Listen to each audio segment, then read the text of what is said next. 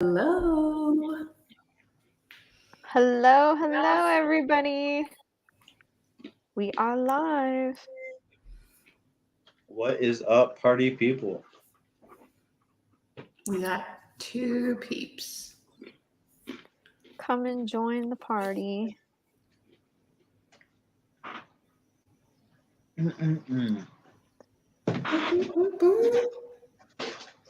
Let some people hop on. Oh, these gnats. I'm over them. Hey, did you take my charger? No. So if I go in your office and find my charger, I have not been in my office. Hello, everybody, though. Hello, all. I miss y'all. I know. Multifamily gang. Cute. How is everybody? I know we're just letting some more people hop in.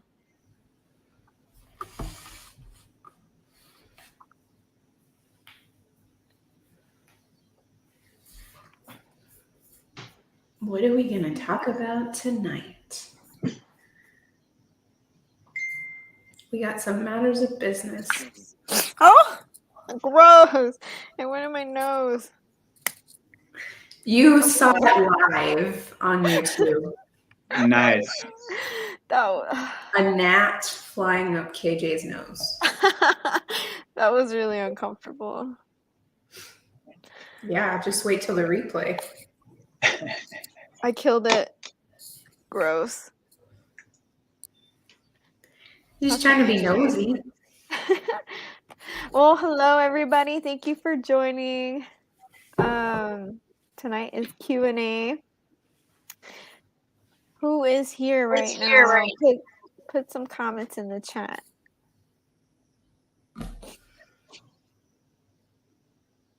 Oh, there's the comments. I had it hidden. Welcome, everyone. It's a few minutes. People are joining. Thank you for joining us today on a Monday for our Q&A session. So we're going to talk about a couple things that we've been going through all over the weekend and last week to recap. But if you guys have any questions, well, first off, throw some fires in the chat. I got my boy Toy in there throwing some fires in the chat already. And let us know some wins in the chat. You know, if you guys did anything. I thought I saw Scotty said something, or Joel, I think, said that they had something in the works. But excited for you guys. Throw some wins, throw some fires in the chat. If you guys have any questions, throw those in the chat as well. We'll highlight them as we go. And let's talk about some things we did last week. I felt like this whole week just kind of meshed in together with the weekend because we all worked over the weekend, right? Like, yeah. None of us had really a break to do anything. Yesterday, we were underwriting for a hot minute, right, Joseph? I think it was about 4 hours. Oh, man. 3 or 4 hours, something like that. We had the special guest appearance from the underwriting queen herself in the house. Put some fires in the chat for that. Yeah, big time fires in the chat, man. So much value yesterday on just those underwriting. And then today we caught up on a lot of things with some of the properties we saw last week. For those of you guys who don't know, our team went and walked 8 properties total last week, 4 on Monday, 4 on Tuesday. And a lot of them were freaking amazing. And then on that same week on Wednesday, we went to go look at another property we had been looking at before in East Texas. And that was a story in itself. Yep. But there's just a lot of things going on. And then this week, Ione and I will be in San Antonio. We might walk a few properties out there. So, the team's been working a lot. And in a recap, the properties that we looked at last week, the 8 properties, we underwrote most of them already. And we talked to one of the brokers that was out there working with us. And we showed them the underwriting today, guys. This is how important it is to have a great relationship with your brokers. We had a Zoom meeting with our broker, one of the freaking amazing brokers that KJ had connected us with. And we showed him our underwriting. We just showed him everything and told him, here's where we're at. Here's our numbers. Here's what it looks like. And a couple of them, we showed them why we went with the numbers we did, because we said, look, it cash flows day one. if we're at this number. And they understood it and they saw it and they didn't feel any type of way, because typically what a lot of us will do, especially coming from the single family space, we underwrite it and then we just send our number to that person, like the seller or the agent, and then they get offended and they're like, well, why are you lowballing me? Right. And then this one, we did the underwriting and we showed it step by step. Here's a spreadsheet drawn out. The reason why we're looking at this number is because if we go at the asking price, we will not be cash flowing day one. And they saw it firsthand. And so we were like, here, this is where we need to be in order for us to be cash flowing. And the beauty of it is that the broker is a CPA by trade too, so he understands numbers. So it was even better, guys. So it's things like that when you have a fire broker or brokers in your back corner, you get to share that information with them and they get to see how the team works. So it was a great day today, back to back meetings, back to back. I don't think any of us had stopped meetings, right? Like all day. I feel like we begin the week with meetings and we end the week with meetings. It's like Mondays and Fridays are like our busiest days for meetings and like media, Zooms, lives, all that stuff. So good way to start the week and good way to end the week. Yeah, absolutely. And don't forget, guys, we spoke to a couple of people from the group, the multifamily upside that we have, and they signed our form, and we got to meet with a couple of them one-on-ones last week, and they're excited because they're going to potentially be partnering up with us. If you guys don't know about that sign-up sheet, oh gosh, I wish Myron were here to put it in the chat. But go to the multifamily $1 million upside group and find out how you can sign up so you can be a part of any deals that we might be working, or find out how we can partner up with us, guys.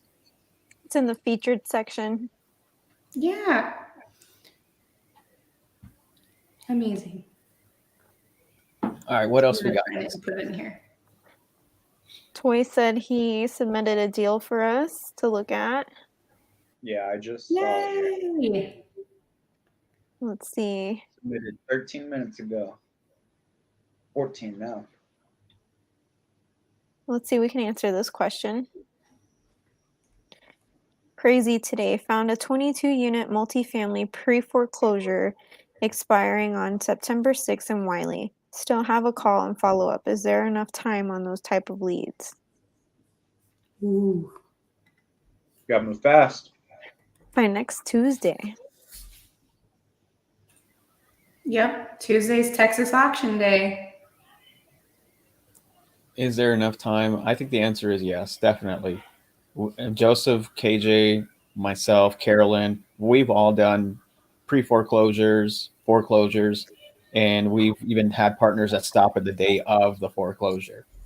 So yeah, there's definitely enough time. First step is putting it under contract. That's step number one. All right. And then the rest is just contacting the trustee and letting them know that you have proof for it. And that'll stop the foreclosure.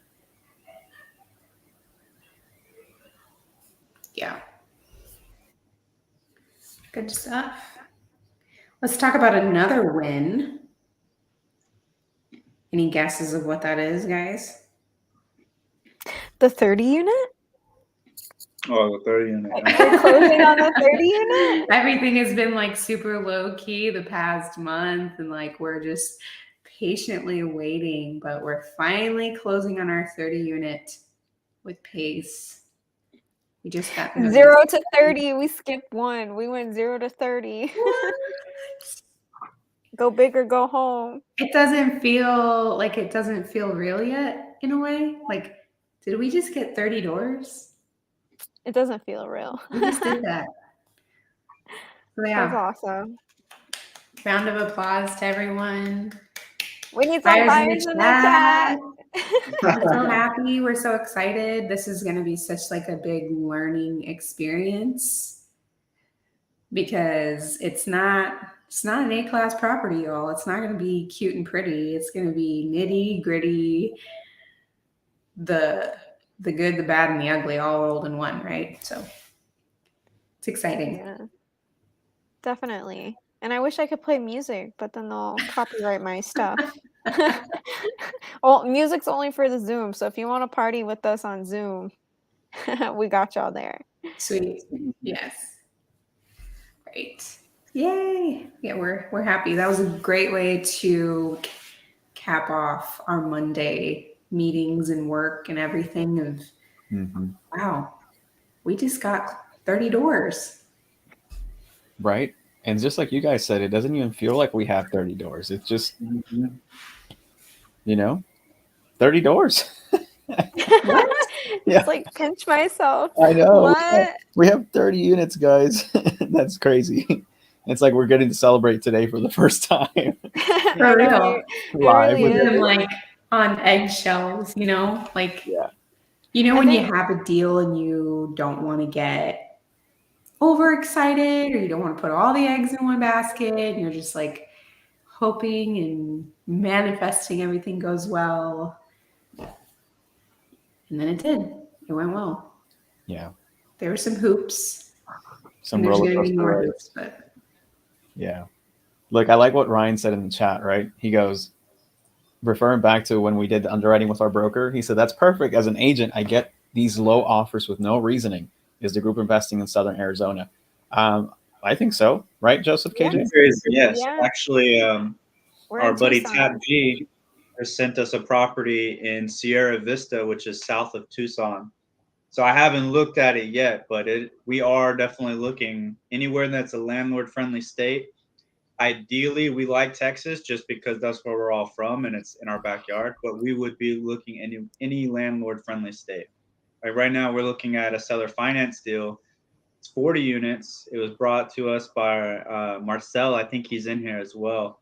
But Marcel, he did the broker outreach, started talking to the seller, and then brought it to us to help structure the deal. And now that I believe that we're going to move forward on that one. We actually have a call with the seller again tomorrow to present kind of our scenario. Seller gave us some terms. We told him that we'd go back to him with what makes sense to us, and I see a lot of potential in it. So, to answer your question, Ryan, yes, we do.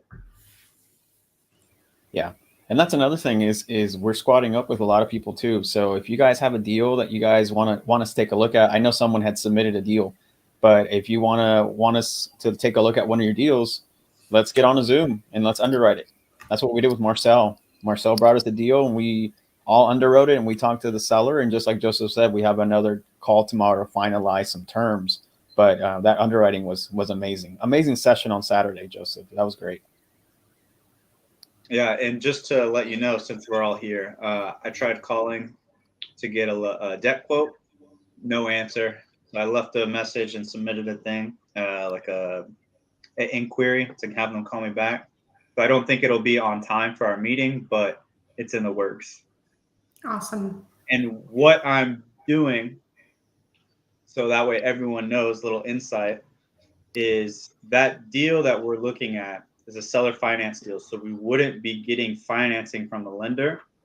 But what we are concerned about is the exit strategy, right? We want to make sure that because the seller wants a balloon in 5 years. So we want to make sure that we are able to exit comfortably in 5 years.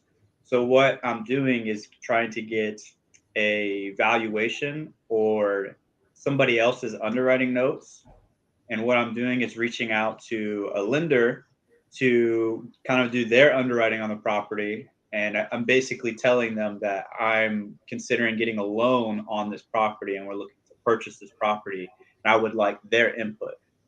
So I'm going to get their information, their underwriting notes as kind of like a second look on the deal, just to see if our valuation is the same. Because this property is in a very, very small market. It's in a tertiary market. So that isn't so great, but I like the numbers on the deal. So it's worth looking into. Yeah, for sure. And if you guys haven't seen or watched the underwriting Zooms that we hold every Friday at 12 p.m. Central Standard Time, they're available in our resource section. I don't know where, KJ, sorry, somewhere in the Multifamily Dollar Upside group, right? Yeah, in the featured section. In the featured section. So we broke down almost as a progression on what it looks like when you're underwriting, right? So the very first Zoom Joseph basically explained the basics of napkin underwriting. If you don't know what that is, go watch that. It'll teach you as if you were just brand spanking new and you didn't know what to do. It teaches you how to quickly look at a deal to see if it works or if it makes sense, and if you should take a closer look at it. The second Zoom that Joseph did was a little bit more in detail. It was like actually working some case studies and also kind of deep diving into the T12 and the rent roll and the offering memorandum. So it goes into detail on that. The third one we did, I believe, were more case studies, if I remember correctly. Like people brought in deals and we took a look at them and then kind of underwrote them in front of everybody. And then the fourth one, we talked about what it's like whenever you go through a walkthrough on a multifamily property. So you can ask the questions that you need for your underwriter so you can go back and underwrite it a little bit more accurately based on your assessment on the walkthrough. And then the last one we talked about was the submission of the LOI, the letter of intent, and then did some case studies after that too. So if you guys want to take a look at those, they're in the resources in the Facebook group. You can take a look at that and see step by step on what you need to do as far as underwriting goes. And there will be one this Friday if anybody wants to join. I think this Friday we'll probably do like a recap of like everything that we've gone over. So if you've missed certain Zooms, we're going to kind of go back through everything, like a summarization, a quick recap, so that way everybody can get caught up and maybe touch base on those things once again and make sure everybody understands it. And then if you guys have any feedback or suggestions or ideas about things you want us to talk about or share or have videos on, let us know, because we definitely want to be here to help you guys. And we're just sharing what we know. But if there's certain things that you guys need help with, that can really help guide us in what we should be sharing. Yeah, absolutely. And I think, Joseph, we should share some of the debt quotes that we've received in the past so people know what that even means, because there's probably someone here watching who's like, what the heck is even a debt quote, right? So I think we have some that we've had in the past that we can share as case studies so people know what it's like, right?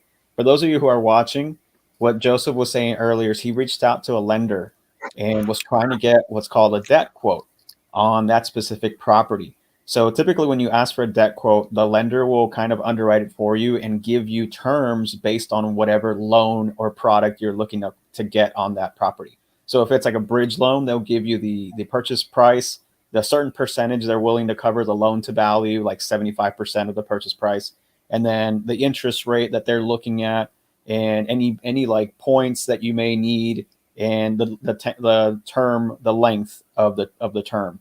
And then you can take that and put it into your underwriting when it comes to the loan amount. And they also give you another option, probably like a longer term loan as well on the debt quote. So we could probably share some of those on Friday, Joseph, so people know what we're talking about and put that into your underwriting so it's a little bit more accurate. Yeah, definitely we can do that. And just to throw this out there, our underwriting Zoom this coming Friday will be a little bit shorter. We'll be a little bit crushed for time because we actually got invited to be on a podcast. I believe it's Stephen Crawford's podcast. It's Grow Giver, I believe is the name of it. So and Justin. And Justin. So we'll be on that. So we will have to have it 60 minutes flat. Like we can't go over the 60 minutes. So be there or be square. Yes. And someone said what time again? That is Friday at 12 p.m. Central Standard Time, and that's 10 a.m. Pacific Standard Time. And the links are in Facebook. There's events already created for them in the Facebook group. And if you're not in the Facebook chat, let me know and I can add you in. I post stuff in there. Or you can follow us on Instagram, Facebook. We post everywhere, guys. So if you are curious as to where to find things or what time, give us a follow because that's usually where we're posting it.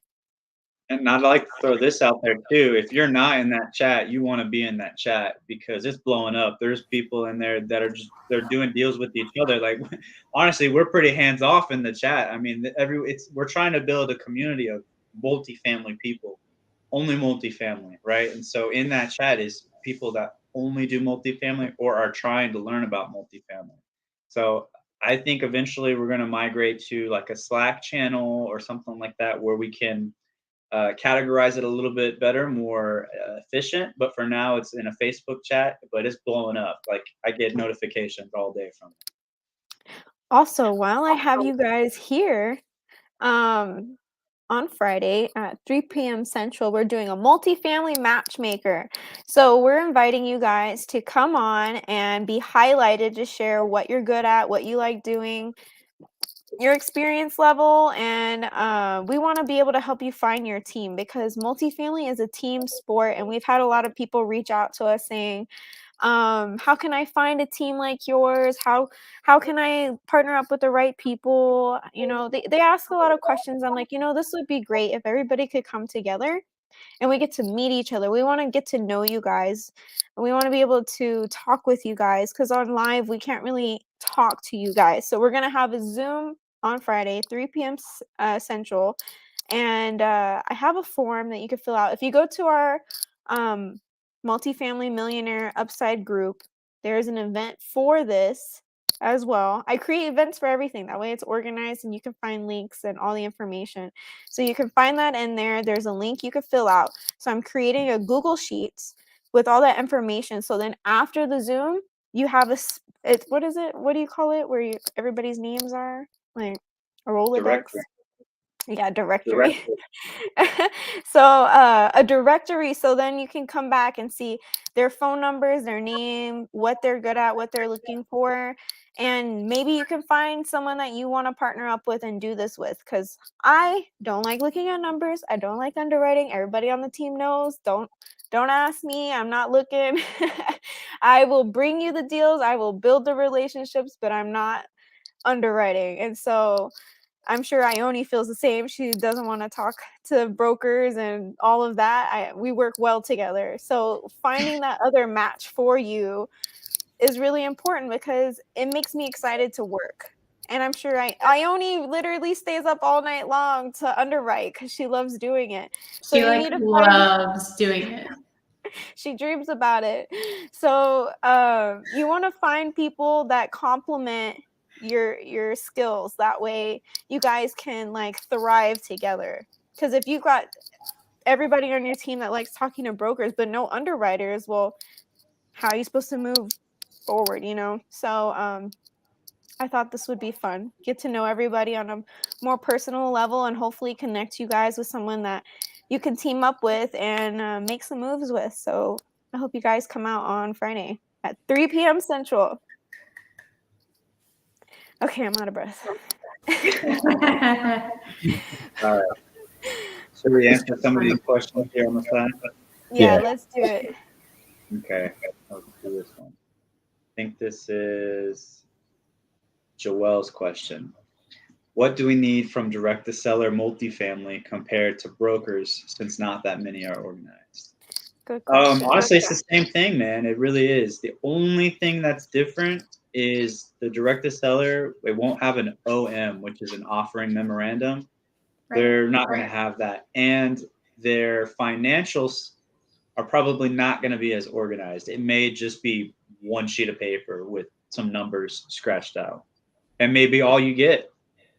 To be honest. You just want to get as much information as you can. And the less information that you have, the harder it will be to underwrite. But at the same time, the less receipts that they can provide for you, and I don't mean literal receipts, I mean like the less tracking of the information, of the financial information that they can provide, that's more leverage for you to be able to negotiate, especially if they're open to seller finance, right? So it's the same stuff you need. You need any and all financial statements you can get, which is usually just a T12 or sometimes referred to as a P&L, and rent rolls. Those two documents are pretty much standard across the board. But anything and everything that they can provide as well is beneficial. Okay. Kenny C, where did that lead come from? I believe he's referring to the Corpus Christi one. Yeah. That one came from 2 other students that didn't know multifamily, but they had something. They had someone that was looking to sell a multifamily property for cash. Long story short, they brought it to us. We hopped on the phone with the seller, negotiated with them, ended up turning it into a seller finance deal. That's what we got Yeah, the so lead. bring your deals to us. Let's lock them up. Yep. Let's make those seller finance babies. Mhm. Here's just a good comment from also Joelle. That's exactly why we like multifamily, is because it is scalable. It is scalable. For sure. Okay. Yeah.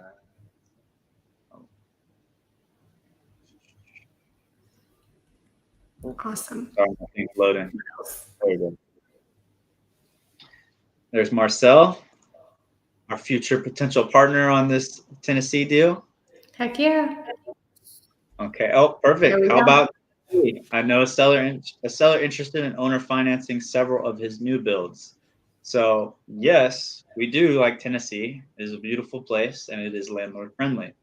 Let me also say this to the second part of your thing.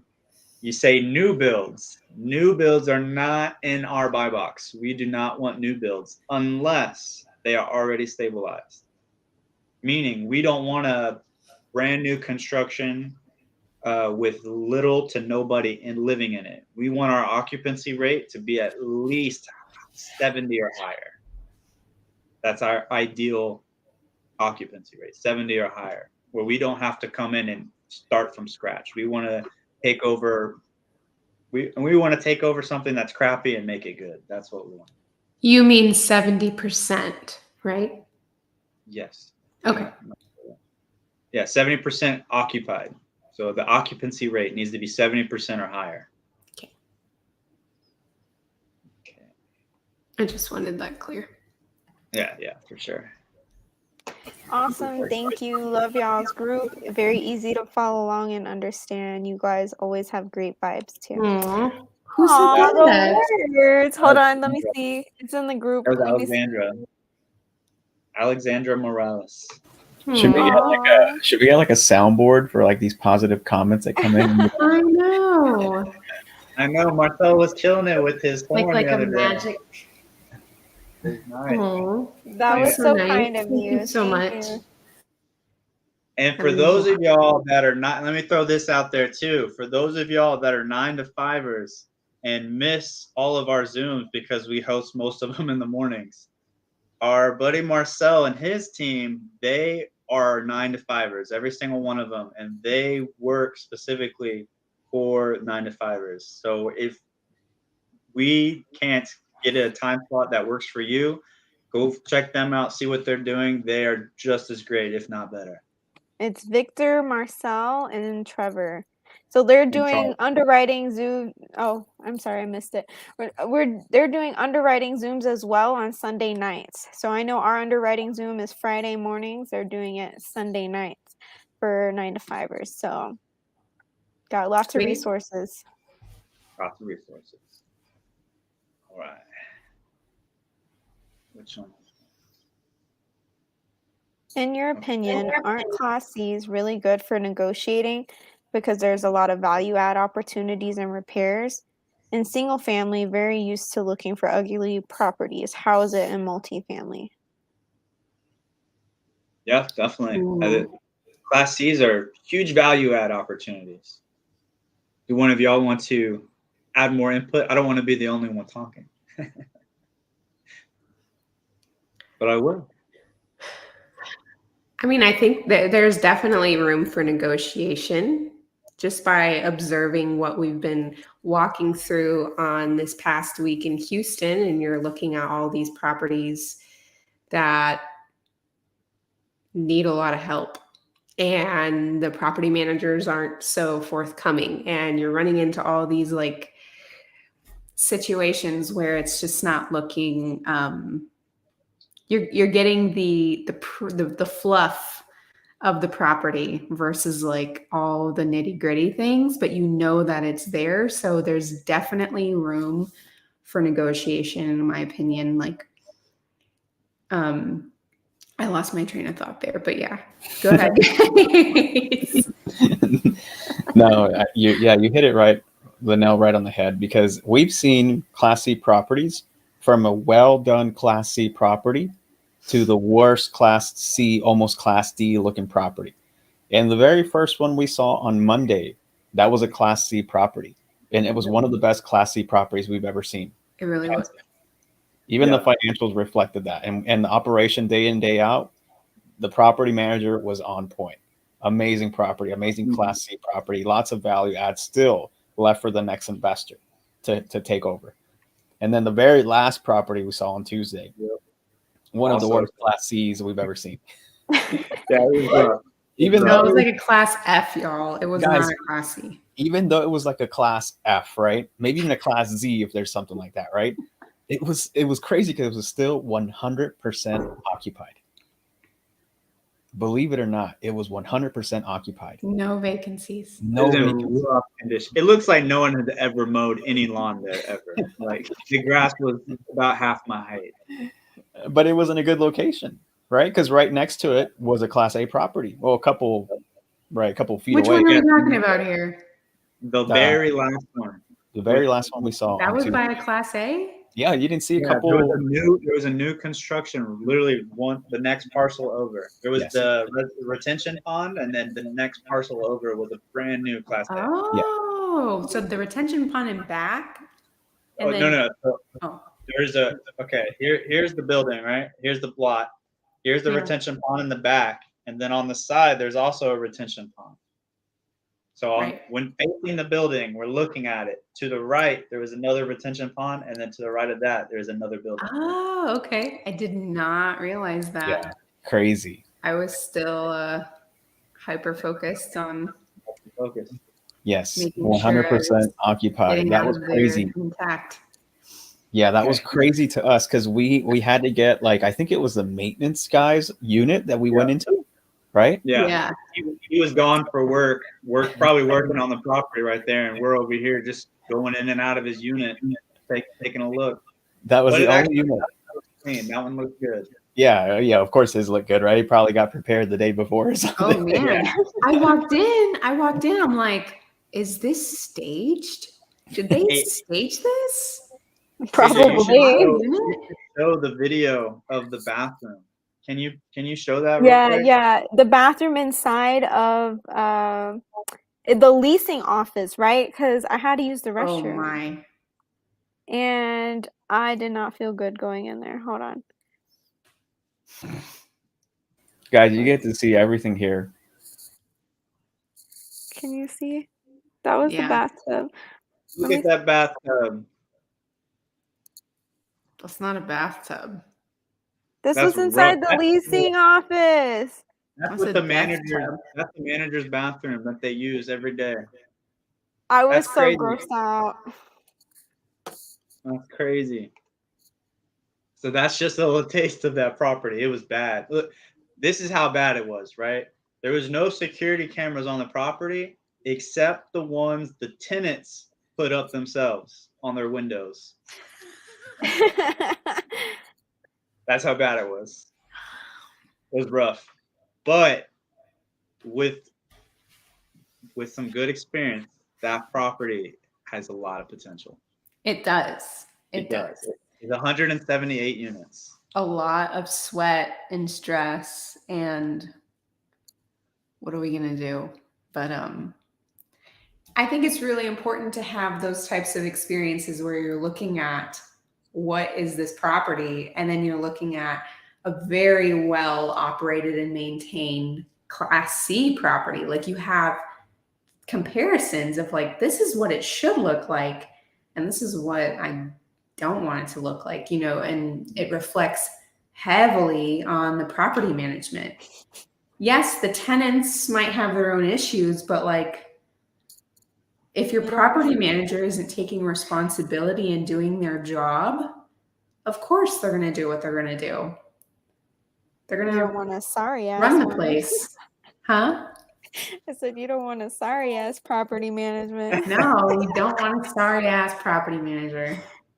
I can't. For those of y'all that have been following along or maybe missed it, that's a little inside joke now because as y'all have probably noticed, Oscar's probably one of the best communicators on the team, right? He's very smooth, very Mr. Rico Suave with his words, right? And he's always very nice to people. And And there was calm. one, yeah, very calm. And then we went on this first property we walked on the second day we were there. The property, just shorten it up, the property management was so bad. Like she knew nothing about the property. She would forget things she said like 5 minutes before.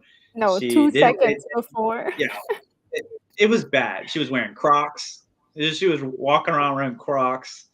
She took a personal call during the tour. Like it was bad, right? It was very bad. And so the first thing Oscar says when we left, she's sorry. The first thing that happens when we take over, she's getting the boot. She's sorry. Sorry, property manager. Sorry. Sorry, not sorry, you're fired. Yeah. So she's getting the boot for sure. It was, I mean, it's not funny, but it's funny because, like, man. I thought it was hilarious. Yeah.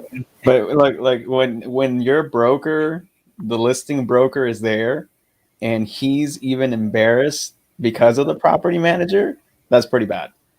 It's pretty bad. Yeah. I felt bad for him. I was like, I almost wanted to say something to him like, dude, I'm sorry. Like, we are not having this reflect on you. Like, I told Oscar the other day, I said, looking back at it, we probably should have just stopped the tour.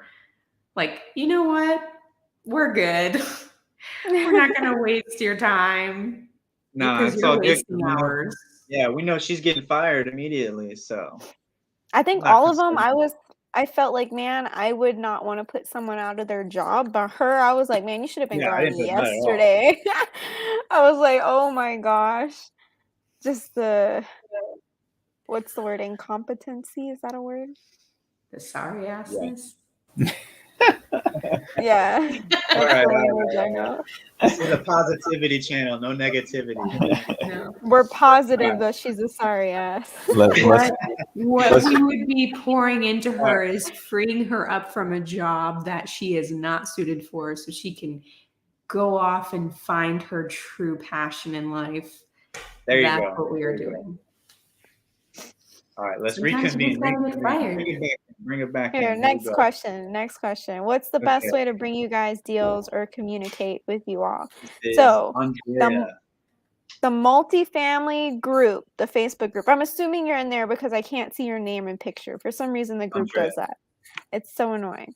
But in the featured section where I put everything you can find in one spot labeled, there is a link for Podio where you could submit your deals, or you can message us on Instagram, Facebook. We can give you our numbers too. But yeah, that's the best way to communicate with us and bring us deals. If you do bring us deals, please make sure you have all the financials in place because we can't do anything with it without the financials. So that way we have everything together. Yeah, and the financial, everything we need, again, is the T12 rent roll. And if it's from a broker or on the market, then we need an OM as well. And if we don't have those things, I mean, we can't underwrite it. So all we're going to do is call you back and say, hey, we need these things, right? So to avoid that step for both you and us, just have them already included. There's a spot where you can upload the files. Yes, we are looking nationwide. Landlord-friendly states only, though, for us. Landlord-friendly. Yeah, because we had what was that other one, Oscar? Let's talk about that one.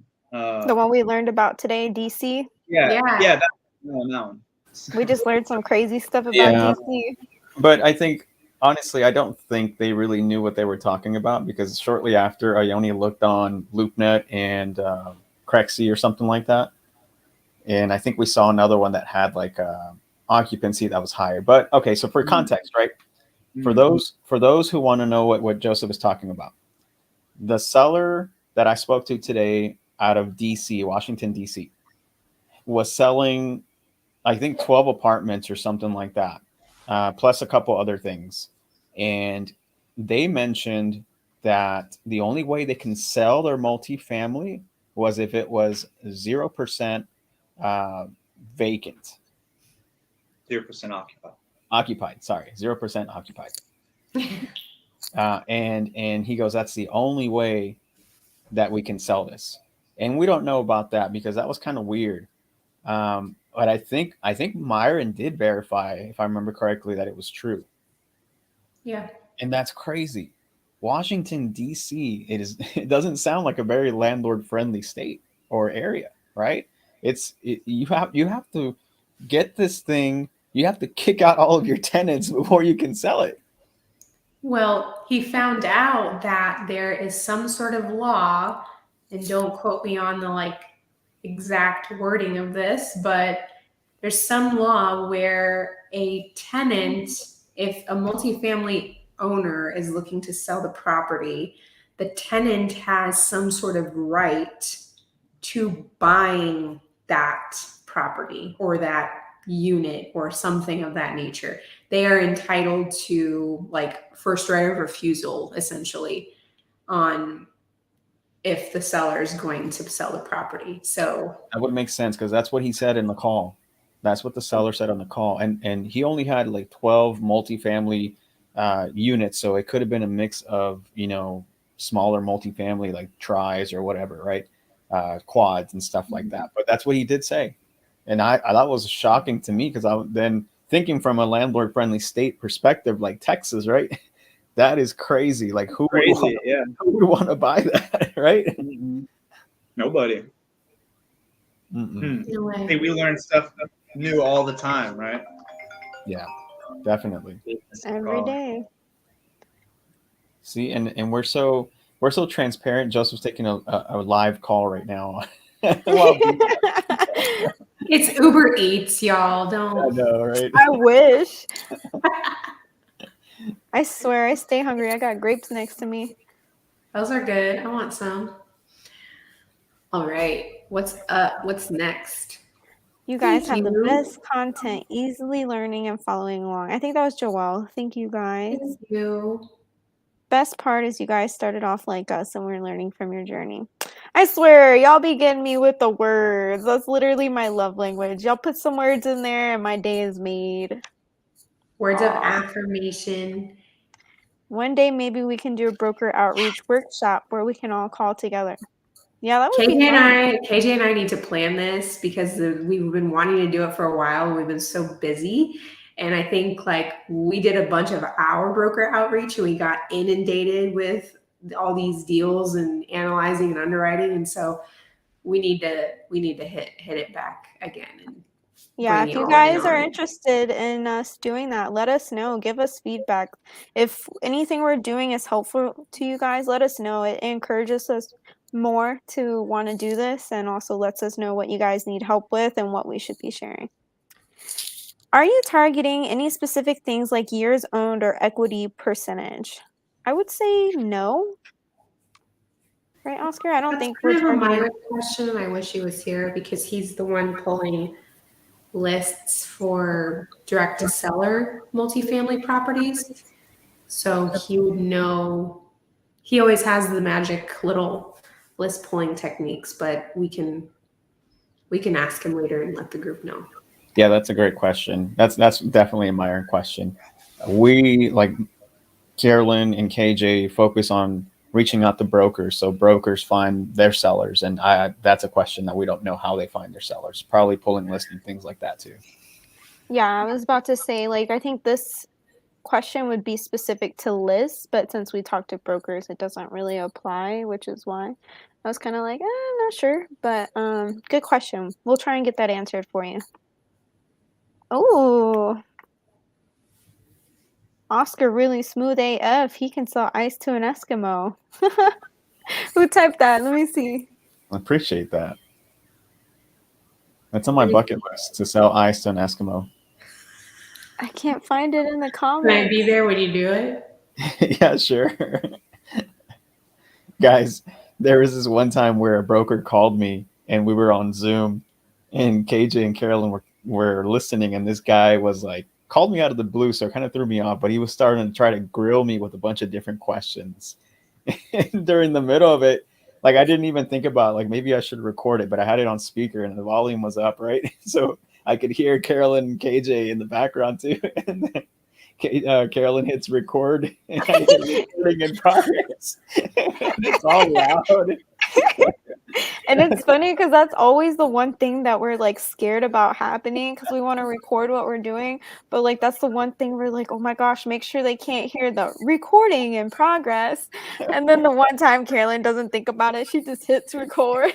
It was so loud. I was like immediately trying to mute my phone, but the damage is already done. Did he say anything? No, he didn't say nothing.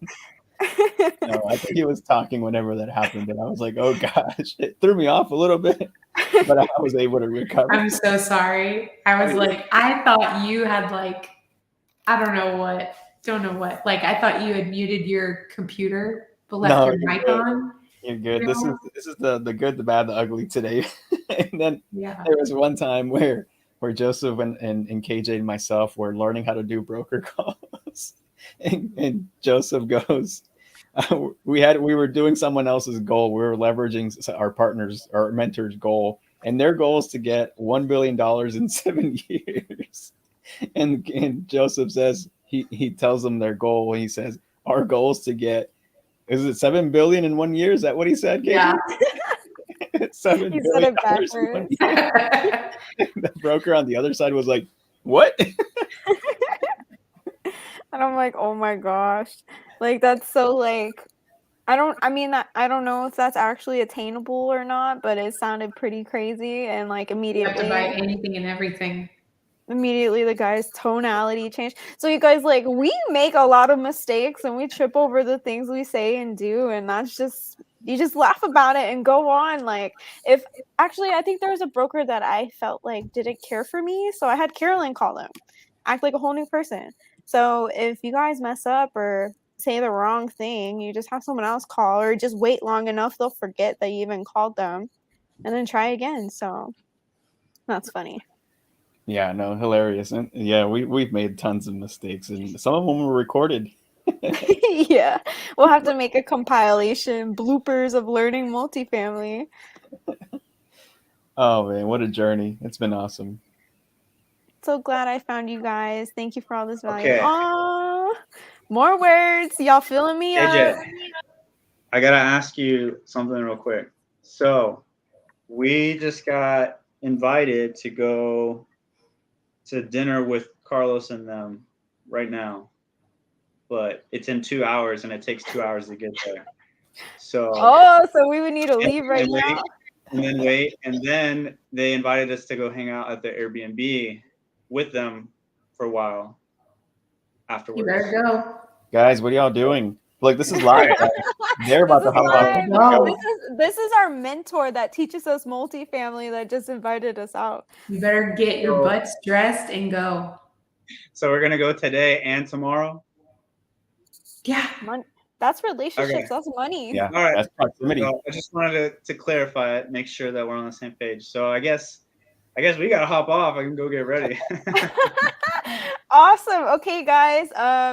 This is real. This is live.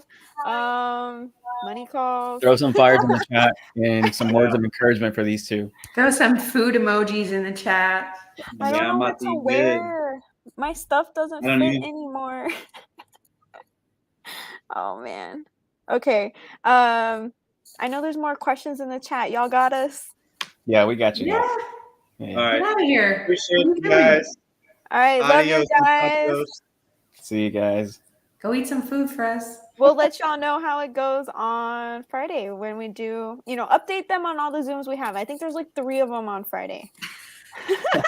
I know, we're super busy. Yes, Mom. On Friday. All right. Bye, guys. Bye. Have fun. Bye, KJ.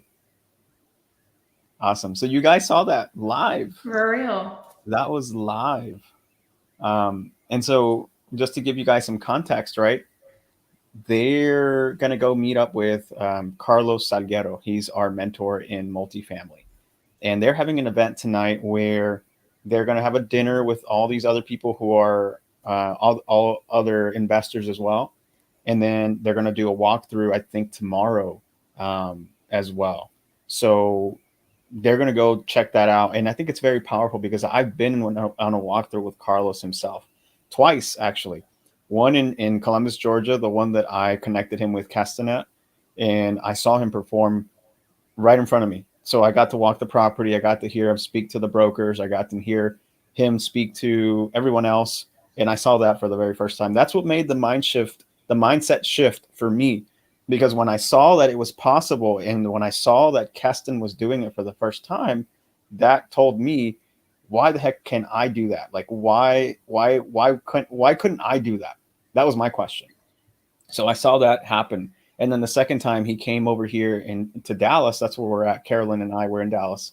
And he also took us to a few walkthroughs here in Dallas while he was in town. And all of them were above 50 units for sure. I think that the one we saw that had the most was like 200, I think 200 units. I think it was over 2 from what Yeah, I remember. over 200 units. And that one, I think we only saw one class C, and then the rest were class A.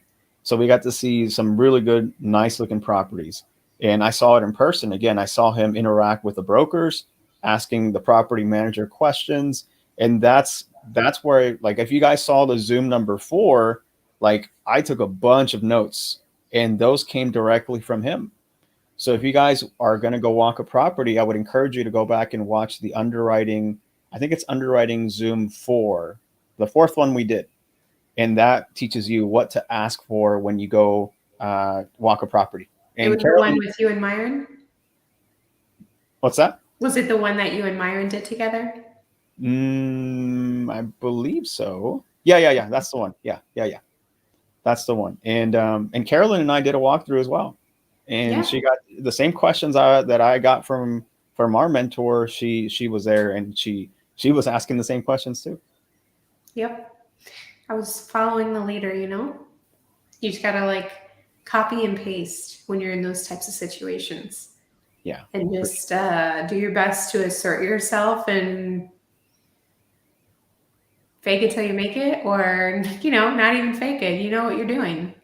You have, especially it's a wonderful experience when you're able to walk properties as a team, because you all have each other as support and like motivation, and just like keeping you progressing along and not feeling scared or intimidated, because it can be an intimidating experience, especially, this is a male dominated industry, and you have all these big Texas dudes coming at you with all their properties. And, like it's a wonderful experience to do that with your team. And especially if you have awesome notes like Oscar gave in that Zoom, go back and watch that. It's great. It's great insight. Yeah, for sure.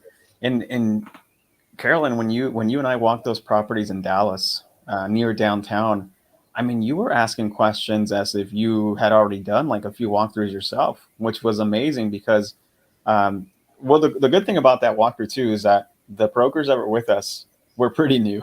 Right. They were pretty new themselves. Like there was a guy who had just started, and he was shadowing everything that I guess the broker who we were talking to was doing, right? So, and he himself didn't have that much experience either. But I mean, when you and I were there, we were owning that walkthrough. I mean, they didn't really know what to ask. I noticed that one broker, I had done a walkthrough with him before with Myron, and the first one that we did, I grilled that broker really bad. And I don't mean that as in like I did it on purpose. I just mean like I had very good questions that he was not prepared to answer.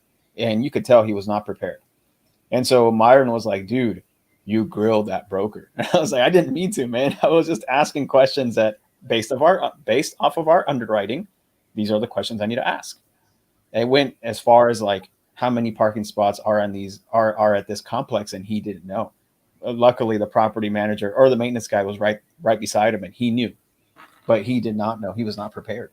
And so the next one that we did, where Carolyn and myself went to, you could tell he was a little bit more prepared. but he was also didn't know some of the questions either, like some of the stuff that he saw in the financials. He was asking the property manager right then and there as well as we were asking, right? He was like, well, how much is there for rent increase, or what are you guys renting these out for? And I'm thinking to myself, I mean, don't you have the T12s? Like, I think you should know this, Right. right? So it's definitely an eye-opening experience, because a lot of these brokers are very new and green, and you don't feel like they don't present that. But when we start asking our questions, because what we always like to do, especially Oscar, he's great at it, he'll gauge where the broker's at. Like, what's your experience in real estate? Do you invest yourself? Are you looking to be in this space as well? Because, they're kind of like a realtor in a sense of, they're brokering property, but they might not be involved themselves. So we want to know, okay, this property might work out, it might not, but we still want to keep that relationship with them, not only for further properties to be sent to us, but private money and partnering and sponsors and like all those opportunities that you need to think about. It's just like the same conversation that you have with your single family sellers. If they don't work out, there's still always that conversation of, okay, well, maybe they can be my private money lender, or maybe they want to be passively involved in real estate. Like, keep that relationship going. So it's kind of cool, nice to see newer people, especially brokers in that space, because you don't, it's not expected, but like what Oscar was explaining, a lot of these brokers don't know the answers to the questions. And even the older ones, I think the older ones even might be like, I've done my fair share, you have all the documents, and you need it, you just can gauge where they're at. And it's interesting, it's very eye-opening. For sure. I'll answer this question in just one sec, but I want to touch up on two things that you said there. I gauge those brokers on purpose because we've met, Carolyn, we've met brokers that have been doing this for 5, 10, 15, 20, 30 plus years. And it's amazing for me to because when I think about that, I was like, okay, 30 years, that's a very long time. My next question to them is, do you invest or have any multifamily real estate? And if their answer is no, that to me is very surprising, because I'm like, look, man, like 30 years, you're a broker, you've been doing this for 30 years. I would expect, if I was doing that for 30 years, I would definitely invest in it. It's crazy to hear that they don't invest in that either. And another thing is what Carolyn was saying is, I'm gauging because these could be potential partners. There's so many ways to structure a deal. Like, if these guys sell a multifamily property, they get a commission, right? If they get a commission, instead of go spending that commission into something like that's not going to serve them, they can go ahead and get that commission and turn it around and invest immediately into that deal and become partner in that deal. Like, there's so many things that they can do with that commission. Instead of go spending it, they can turn around that from that same deal and put it right into that deal. And that's how they can get their foot in the door. So it's crazy. It's crazy. There's a lot of things. That's why I gauge these brokers, because there can be relationships like private money or invest in your deal and things like that. But let me answer this question. I don't know who it's from. I think it's from Andrea. How did you guys meet Carlos? Funny story. Carolyn, myself, and KJ, Joseph, Myron, we're all part of another community called Sub 2. You can see my Sub 2 hat in the background, right? And it all started, Andrea, because I had a multifamily deal in Dallas that someone brought to me, and they wanted me to help them close it. And during this time, I had only done single family, so I had no idea what I was doing in multifamily. I actually reached out to a few other people before I went to the person that helped me out with this particular deal. And I was learning a lot as I went. But one day, I got to the point where I had all the financials, and the seller was just waiting for me and only working with me because I had built so much rapport with this guy. So he was waiting for me to get my ducks in a row. And I brought it to our mentor in the Sub 2 community. His name is Pace Morby. And I brought it to a Q&A. And I still remember till this day, I was so nervous asking Pace about this deal because it's all multifamily. And it's my first one. I've never dealt with it. But I asked Pace, like, hey, I've got a multifamily deal I'm working at in Dallas. It's 24 units. Here's the deal, blah, blah, blah. And he goes, show me or give me the details. And I gave him the NOI, gave him the numbers, and he quickly did a napkin underwrite with me on there. And he goes, it's not going to be a fit for me, but I've got someone that might be able to help you. I met this guy at a Grant Cardone event, and this guy's really close to Grant Cardone. He's actually like his right-hand man, or normally is right next to him. He's very close proximity to Grant Cardone himself. And Pace said, it cost me $10,000 to $15,000 to be in the same room at this event with this gentleman, but I'm giving you this contact for free. I want you to call this guy and ask him what if this is a good deal, or if he has any buyers. He would be the guy to help you. He's the multifamily guy.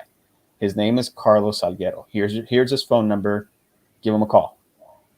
And so he told me the only deal that Pace told me to do, the only thing he told me to do was, after you get off this Zoom, I want you to call this guy. Take action. And Andrea, I told him, yes, I would do it. But after that Zoom call, guess what I did? I did not call him. I didn't call Carlos. And the reason I didn't call him was because I got scared. I got scared because this was a 24 unit deal in Dallas. And the way that Pace painted it out to be is this guy works really close to Grant Cardone. So 24 units to me in my head was like, this guy's not going to want to look at 24 units. Come on. Right. And there wasn't even an apartment. It was like a bunch of duplexes. So I'm like, okay, I'm downplaying my deal here. But I ended up reaching out to him, but it was 3 days later. And guess what, Andrea? I didn't even call him. I texted the guy. I texted the guy first because I was nervous. I was trying to gauge to see if he would even be interested in it. But I texted him finally 3 days later. And funny story, he texted me back like maybe 10 minutes later. But he sends me a picture of him and Grant Cardone as his response. And then after that, he said, I'll call you later, or I'll call you soon. And I remember going into the room. Yeah, exactly. I remember going into the room and you know, talking to Ione. Freaking out. Yeah, freaking out. I was like, Ione, look what he sent me. And he's going to call me right away. What do I do? And she's like trying to calm me down. She's like, just talk to him, see what he says. And I'm like, okay, fine. And then Ione was trying to tell me a little bit. And then the phone starts ringing. And it's Carlos on the line. He's calling me. And then I was like, okay, I got to go. I'm going to go talk to this guy. And so I pick up the phone, right? And I'm like, you can tell like my voice was all nervous, like shaking, right? And I was like, hey, Carlos, how's it going? Blah, blah, blah. And, you know, he's like, hey, good, man. How are you? Thanks for calling me. Thanks for texting me. Tell me about yourself. And I've never been a good, you know, like I've never had my story lined up before that, right? So I was like kind of jumping everywhere. Like, I'm a wholesaler. I do this, blah, blah, blah. I was so nervous. I didn't know what to tell him, right? And I was like, hey, I have this 24 unit deal. Just wanted to see what you think. And he goes, cool. You know, he's very calm, relaxed, and confident, right? So he's like, let me tell you a little bit about myself. And he tells me his story. And immediately after he's telling me his story, like I felt so much more comfortable because I thought this guy was going to be like at a higher level. And I thought he was going to be like, well, he's just a wholesaler, right? Like, come on, right? Like this isn't worth my time. But it was the complete opposite. It was the complete opposite. And this guy made me feel really good, really comfortable and relaxed. And I'm like, okay, cool. Like afterwards, it didn't end up being a deal that he was interested in, but I kept him in my back pocket because he was looking for other deals that were 40 units and above. And he was doing apartment buildings. And we left it at that.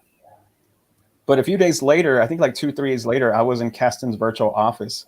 And Keston and I were both like, man, I've got this multifamily deal. I don't know what to do with. And Keston was like, dude, I've got this multifamily deal. I don't know what to do with either. And he's telling me, he's like, my problem is we have it under contract. They brought me in because I'm good at raising capital, but we don't know what to do, whether it's a JV or syndicate. I don't even know what syndicate means.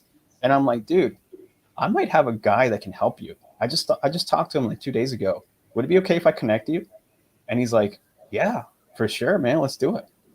And so like a day later, I connected both of them and we're on a Zoom together, all three of us. And Andrea, like, it was like, as soon as we got on, like everyone just clicked. Like the chemistry was there. It was like everyone was like long lost buddies or something. And Keston presented a deal at a high level because himself didn't really know how to underwrite the deal, but he knew the high level numbers. And Carlos loved it, that he wanted to do a second Zoom right after that to really get the underwriting from his partners, because they had it all in a spreadsheet.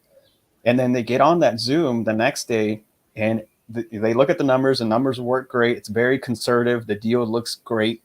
And then like 2 days later, we were all in Atlanta or Columbus, Georgia, walking the deal. Carlos was like, I'm there. This deal looks great. And so we go out there, and that's what I was talking about earlier, is that I saw it myself, because I told Keston, I was like, Keston, bro, you cannot let me stay here. I'm gonna go fly it, and I gotta go look at this deal myself. I don't care if I'm part of the deal. I just want to go. He goes, bro, come on, like, come and learn. And I was there too. Like, I couldn't miss that opportunity.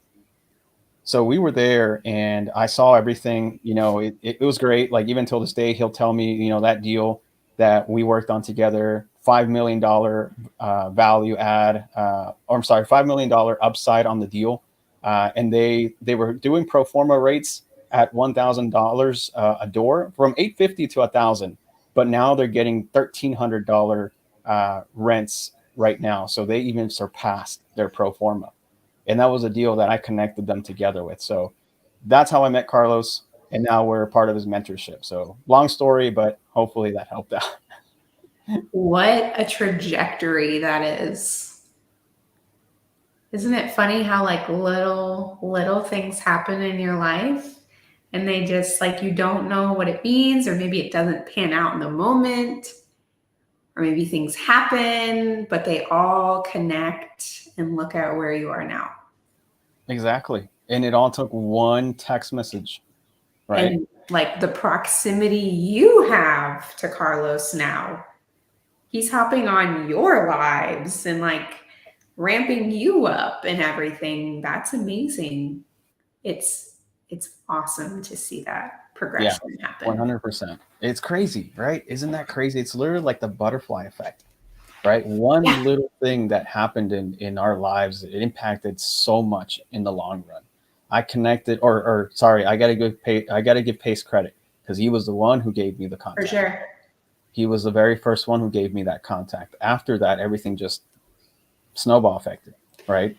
But I want to say, like, how funny is it to think way back when, because you got a 24 unit across your desk, and you're like, I don't know what to do with this. And so like you're thinking about multifamily now. Like, I have this, I want this, I don't know what to do with it. And so it's like engaging, what is it, your articulating activating system, or whatever, your RAS, right? Yeah. Ed Milet talks about that shit all the time. I think it's so cool. It's like when you buy a red car and all you see is red cars after that. So now it's like, this is your red car. And you're like, I don't know what to do with this red car. And then I'm going to go talk to Pace, and Pace gives you this high level contact. And then you connect and create an awesome deal out of that. So you instantly build credibility for yourself. And now look where you are in proximity to him and your mentorship. We're working so many deals, right? All these things. We just closed 30 doors. What? I know. It's all surreal right now. All within like less than a year, guys. This was at the beginning of 2022. Yeah. I remember having a conversation on the phone with Oscar. He's like, I don't know what to do with this. I really want it. The seller loves me. He doesn't want to sell to anybody else, but I don't know how to do it. What? No, you didn't get 24. You got 30. I know. That's crazy. It all started like that, right? I didn't know what to do, but the crazy thing is, it forced me to learn this new stuff, right? It forced me to step out of my comfort zone. I think that's what I talked about on Sunday on my live is learning how to step out of your comfort zone. I myself wasn't even looking for multifamily. Like, I wasn't even thinking about that. It wasn't until that one guy who brought me and kept bringing me multifamily leads that I had to step up. I had to, because they were spending marketing dollars, and they were brand new. They did the Zero to Hero challenge from Pace's community, right? And so they just implemented that strategy, but they didn't have a closer. They were just doing the systems. They were integrators, right? They weren't closers. They weren't people that can talk to on sellers on the phone. So they brought me, but they, for whatever reason, Carolyn, everything happens for a reason, I guess, right? They pulled a multifamily list. Out of all the lists that Zero to Hero teaches you to pull, for whatever reason, they pulled a multifamily list, and they kept bringing me these leads, and that forced me to step out of my comfort zone. That's what started it all. Like, I know, like, Ione and I wanted to do that from the very beginning, but like, it wasn't until they actually forced us to do that. And then that's what got us into multifamily. That's why we're all a group now, is because of that. Crazy to think that. Let's see.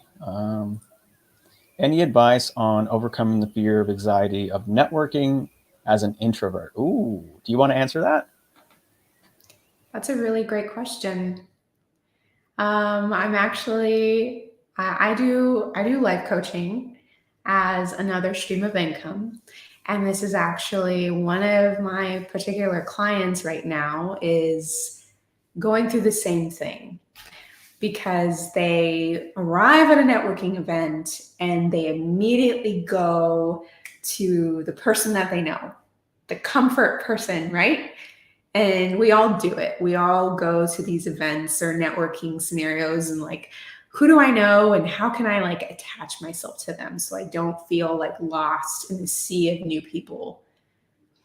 But it's literally like you have to commit to yourself, like that you're going to say, when I go in this room, I'm at least going to talk to 3 new people. And that's it. And if I talk to 3 new people, and I will be able to find my crowd of people that I normally talk with or whoever, or maybe you're just at an event that you don't know anybody.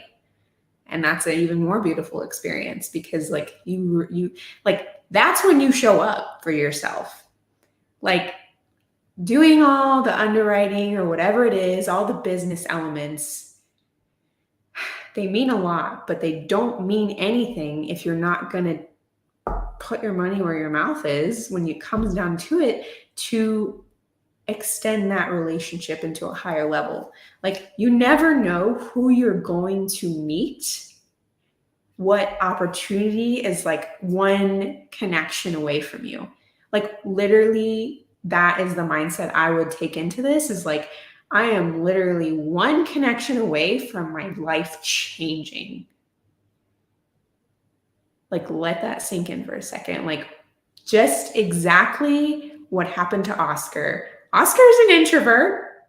I would say that.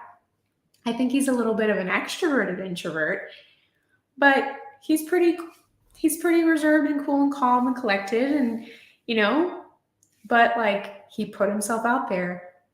That one connection has literally changed his life. So it's like, are you committed to it? Are you committed to unlocking your potential? Or are you not? Are you just going to play small? And that's not an easy question. That might be a hard pill to swallow. But like, you really got to ask yourself, are you in it to win it? Or are you just like showing up because you wanted to say you were here, wherever you are? Yeah, but I also like absolutely commit to it. And it's going to take you to step out of your comfort zone to do that too. I think for me, networking, like, I do it, I'm pretty good at it, but it's still doing it that's the hard part, right? It's kind of like when you go to the gym. Like, at the beginning, you probably don't want to go. You're like, man, maybe I shouldn't go today. That's the hardest part. But when you get to the gym and you start doing it, right, then you get into motion, and then you're so glad afterward that you did it, right? But it's that first step, is just getting there to the event and then doing it. Once you start doing it, it gets easier and easier the more you do it. It's just a muscle. You've got to keep working it. That's all it is. It's truly like, don't set overextended goals for yourself. Just commit to talking to 1, 2, 3 new people, and commit to that and accomplish it. And then the next time you're in that situation, you're like, well, that wasn't so bad. And you can keep, it's like the small rungs on a ladder. You're going to get further and further and further if you're setting tiny, like the 1% better mentality every day. Do each of you have an LLC, or is the LLC under the whole team? Okay. We just talked about this not too long ago, right? So we all came from a single family space before this. So we were doing wholesale, primarily wholesale, right, Carolyn? All of us. Yeah. And so as all couples individually, we all have our own LLCs that we operate with. As a team, we've talked about this, and this is the part of us being transparent here, right? The whole growth that you'll see is that we are talking about forming an LLC as a group together, going forward for our multifamily deals. And that'll happen pretty soon, actually, now that we've closed that 30 unit in Corpus Christi. And then we're going to continue doing business together. We'll probably create an LLC together. Yes, that's what it's all about. Relationships and asking for help when you don't know. Exactly. Mm-hmm. We love you too. We love you too. Thank you so much for being here. Fire from my boy Toy over here. Way to go. Can't wait to see the waterfall distributions for that 30 unit deal. We can't either. I still can't wait. I still trying to like scratching our heads. Yeah, like it closed. We have 30 units. That's crazy. We need to celebrate. That's what we need to do, Carolyn. We need to celebrate. We will. She called me out with that. Haha. I finally got myself to go into real estate events now, but I get really shy when I'm actually there. Oh man. Yeah. No, it still happens to me, right? And I'm supposed to be the extrovert in the couple for me and Ione, right? Out of you two, you are the extrovert, but yes, you both are very like chill, you know? Yeah. And you know, I'm the one who's always on the phones. I'm the one doing the outreach with Carolyn and KJ. But it is tough to network sometimes, especially we went to the Grant Cardone Growth Con earlier this year. And that was intimidating. And the reason why is typically like when we host, Carolyn hosts local DFW events here with Sub2 and other communities as well. And those are very casual, laid back. You know, those are, especially if you're new, I think you would fit in right away. But in those rooms and the other ones, why I got intimidated was because there was a speaker on stage by the name of Pete Vargas. And this was during the event, right? This wasn't the networking part yet. And during the event, he was gauging the audience. And one of the things that he said was, who in here is making anywhere from $0 to $100,000 in annual revenue? Raise your hand. And that was the majority of the people, right? Even I rose my hand, right? The majority of the people rose their hand. And then he goes, okay, who's making anywhere from $100,000 to $500,000 in annual revenue? Raise your hand. And so some people rose their hand, like quite a few of them still did, right? And then he goes, who in here is making 500 to $1 million in annual revenue? People rose their hand. And he went, oh, about 1 million to like 2 million in annual revenue. Fewer people rose their hand, but there's still people that raise their hand, right? He goes, who does from 2 to 5 million? And then people rose their hand. And then he goes 5 to 10. When he said 5 to 10 million in annual revenue, literally the person sitting to my left-hand side rose their hand. The person right next to me, who I did not introduce myself to, like a dummy, right, rose their hand. 5 to 10 million in annual revenue sitting right beside me, and they weren't even doing real estate. That's the crazy part. And then he goes on and off to say like, anywhere from 100 to blah blah blah million. And there's a few people who rose their hand, but he pointed out people in the front, like 2 or 3 individuals who were sitting right in the front row. And he asked one of the gentlemen to stand up. And the dude was dressed up really nice. I mean, designer clothing. You can tell this guy had money. He wasn't afraid to show it, right? And he goes, this guy, his name is blah, blah, blah. You all are sitting in a room with 2 to 3 billionaires in the room. And immediately, like, we all were like, clapping for these people, right? Because they're billionaires in the same room as us. But the person right next to me on my left-hand side, millionaires, right? And so I took that to account, though, for later, because I was like, oh, that could be private money, right? You always got to think about raising capital. Yeah. But that's what intimidated me into talking to these people, because to me, in my head, my mindset has shifted since then. But I was like, I'm literally in a room full of millionaires and a few billionaires. That's crazy. And so for me, like, I had to like step out of my comfort zone and go talk to these people, because these people were at a different level when it came to revenue for me in my specific comfort zone. But yeah, I get where you're coming from. I think that was Alexandra who said that. Mm-hmm. Yeah, I think so. I get where you're coming from. It is a little intimidating at first, but again, once you figure out these people are just like you and me, they put their pants on one leg at a time, exactly the same way you do. They're just people. Talk to them, and I promise you, they're a lot of the times they're willing to help you out too. Obviously, bring value to them, but just they're just people. So get in there, get in the right rooms, surround yourself with the people who are doing what you want to do, and that'll get you to your goals that you want to get to.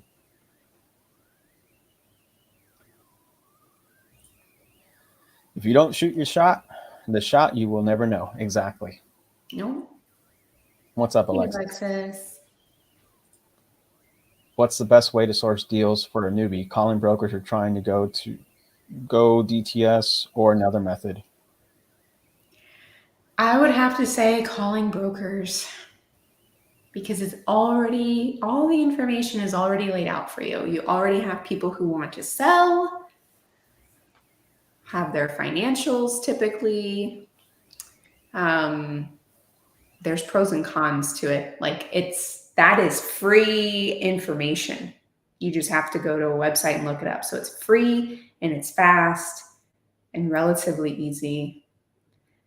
Now, direct to seller is awesome because you cut out the broker, or the listing agent, or whatever it is, and you have more leverage. But it's harder to get that conversation to come to fruition, right? You have to build all that rapport and all the steps and hunt them down and this and that. So that's where I'm at. Agreed. Same here. At multifamily, just call brokers. Easy peasy. To start. Yep. KJ says, "What's up, Uncle Mud?" I think we had some fam in the chat. Is the private money event with Amy Majori tomorrow? Yes, it is. Cool. Do you want I can drop the link for that in case there's anybody. I posted it in the creative finance group, and I'll post it here for anyone that would like to come. It's from 6 to 9 p.m. tomorrow. It's in Dallas, by the way. Yes, it's in South Lake. South Lake, sorry. For those of you who are local, go out and meet the team. Yes. Oscar will be traveling to San Antonio. Mm-hmm. He will be missed, but he will be hopefully walking some other multifamily properties there tomorrow, over the next few days. For sure.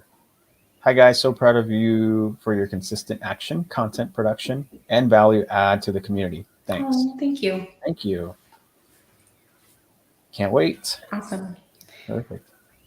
This is okay. This is going to be our last question of the night, y'all. This is a great question to end with. Yeah. What has been the biggest mindset shift getting into multifamily? Ooh. For me, I will say it is overcoming the numbers game in your head of you're not playing in the hundreds of thousands, you're playing in the millions and multi-millions now. And it was a big shift for me when I started looking at these deals, and we look at them collectively and we just start talking about it. We start talking about millions of dollars and raising millions of dollars. And is there $1 million upside? And like, you have that, you keep saying it over and over and over in your head. And now it's like, oh, it's just 3 million. That's cheap. Or like, it's inexpensive. Like, or when we were talking about, it opens your eyes to think of everything else as achievable. To let me give the example of like a mentorship.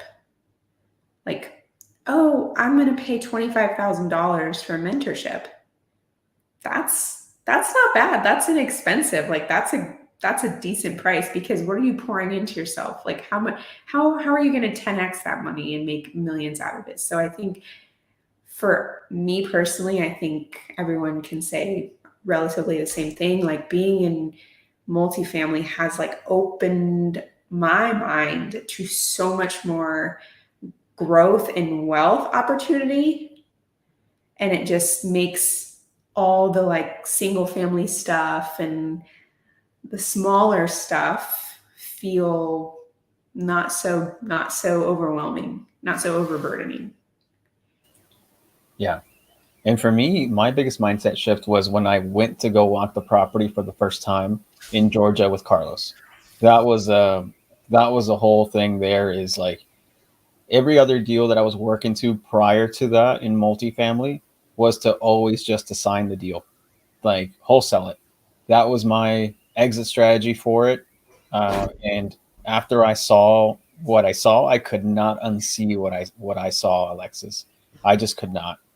I was like, man, if this is possible for these guys who are doing it for the first time, and Carlos is the one helping close it, like I was like, there's no way. Like no longer am I gonna just wholesale these deals. I'm gonna see first if I can buy them myself, and then if I need to assign it, I will. But that was the biggest mindset shift. Was it's time. Like, what are we doing? Why are we assigning these when we can have the opportunity to take them on ourselves? What are we scared about? Like, we have the know-how, we have the knowledge, we have the community, we have the backing, we have got the private capital. Why are we scared of taking these on?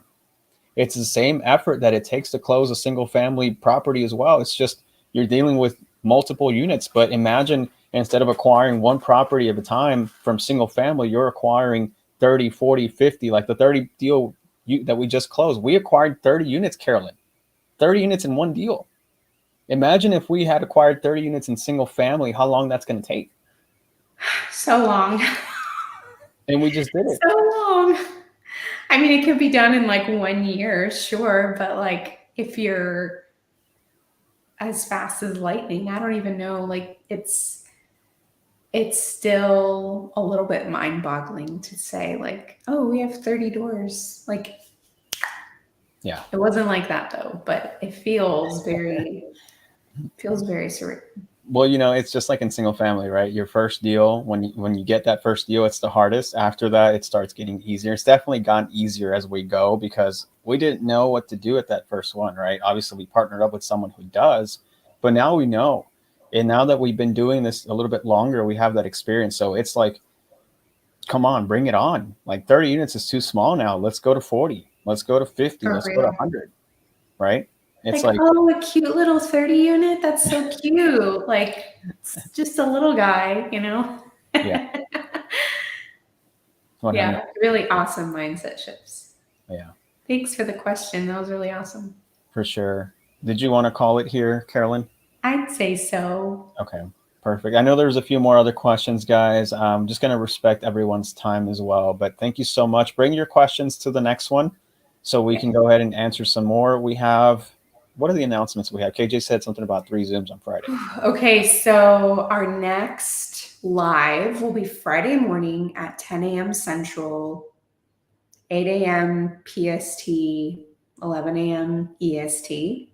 And that's on YouTube. What we're doing right now, we have it Friday mornings, and that's like our weekly recap that we do. And then kind of directly after, we will be doing an underwriting Zoom at 12 p.m. Central.